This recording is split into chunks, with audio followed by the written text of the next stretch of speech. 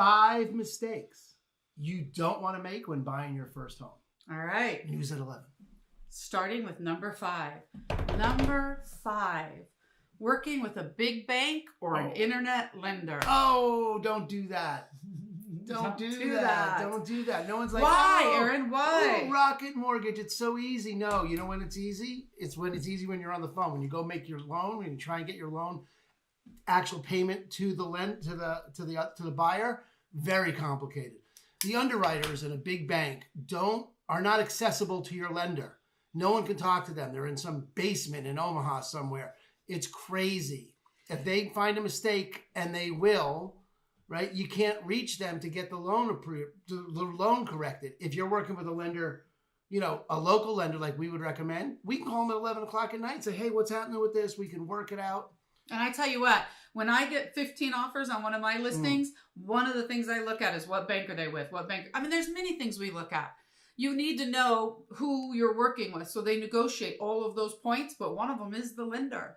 And if it says Bank of America, if it says Wells Fargo, if it says Chase, if it says Rocket, Pocket, Lender, I put that at the bottom of the pile. Not that I don't present it, but I'm clear that buyer is now using one of their negotiating points for a lender that's subpar. Ready for number 4? Number 4. 5 things. Here we go. That you shouldn't do. Okay, Here. I'm just going to reach in front of you to grab my water. No, not a problem. Mistakes. Thinking foreclosures and short sales are going to be a good deal and save you money. Look, they're on the market like everything else is these days.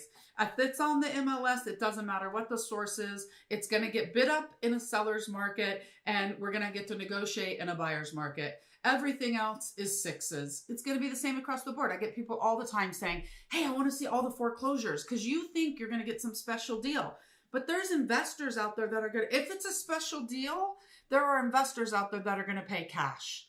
They're going to pay cash. We don't stand a chance.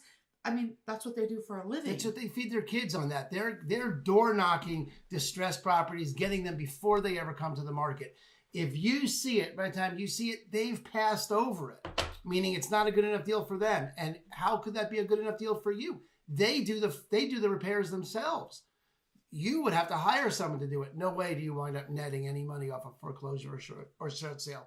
Okay, the number 3 mistake is spending every single dollar you're pre-approved for. Going to the tippy top of your pre-approval. Why don't they do that, Aaron? Because you're moving from renting to buying, right? When you are a first-time home buyer, and that means you're not really aware of all the different things you're going to need to pay for that you haven't been used to paying for. Like a water heater. Like a water heater, like the window leaks, like the lawn needs to be mowed and you need a new mower, you need to pay someone to do it, or every single thing.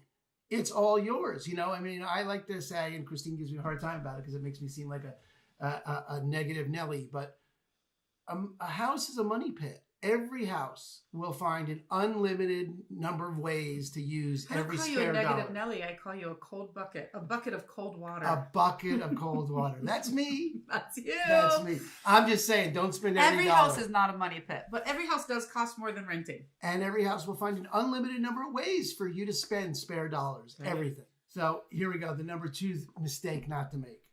You do realize that means I'm number 1 coming soon. Okay. Thank you. We couldn't figure that out. Not checking the past results of the team you choose to work with.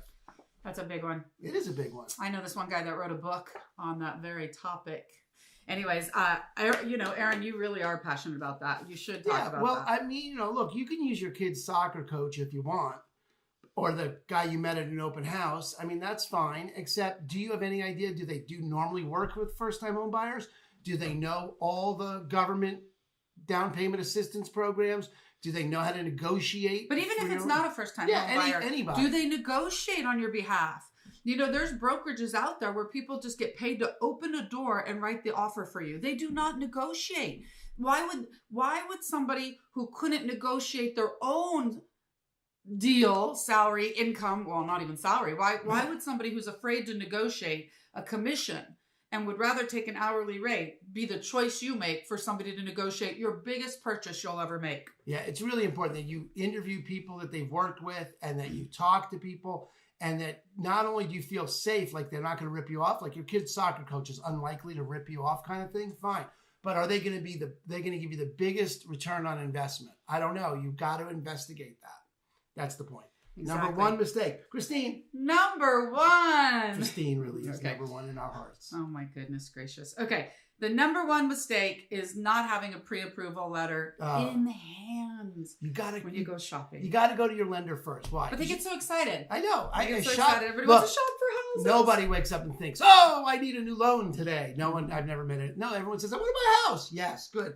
But you can't start there. You need to know how much you have to spend. Yeah. Why? Because one is you could wind up super disappointed in that. Like you're gonna go see houses. They're gonna be. You're gonna. Oh my God! You're gonna go see a $2 million house. This is only in Seattle. It's your first time buyer house, $2 million, and then find out you're only approved for $1 million, which looks like a drastically different house once you go into that house. Most of you won't be in that $2 million to $1 million drop, but still the difference between 500 and 300.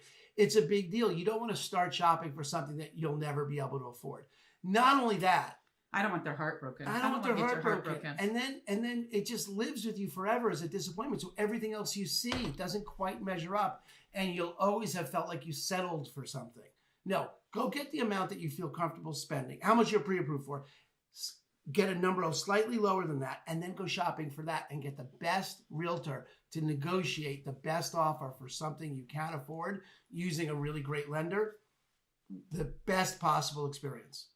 Fabulous. Yeah. All right. Well, that was the 5 mistakes you could make buying your first home. Next week, we'll be talking about the 5 things you must do when shopping for a home. In the meantime, I'm Christine Andreasen. Hey, I'm Aaron Hendon with Christine & Company. That's Christine. And we'll be back.